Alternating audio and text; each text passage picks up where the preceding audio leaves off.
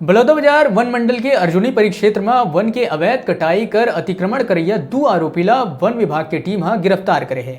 बताया जावा थे कि ये दोनों आरोपी नागेड़ी गांव के संरक्षित वन क्षेत्र में झाड़ी ला काट के और बांस के वृक्षारोपण करे वाला पौधा ला उखाड़ के जमीन में कब्जा करे रही से, जेकर ले वन विभाग ला लाखों के नुकसान उठाना पड़त रही से।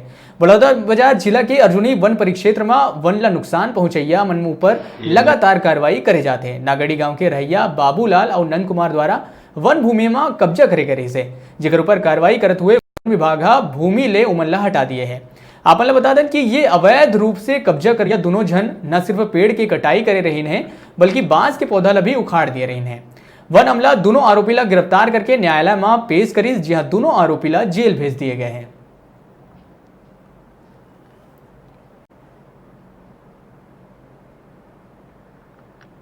ये नगेड़ी के जो 2 किसान हैं जंगल में संरक्षित वन में पेड़ों को काट करके खेत बना रहे, उनको गिरफ्तार किया गया है। कार्रवाई की जा रही है, उनको गिरफ्तार करके जेल भेजा जा रहा है।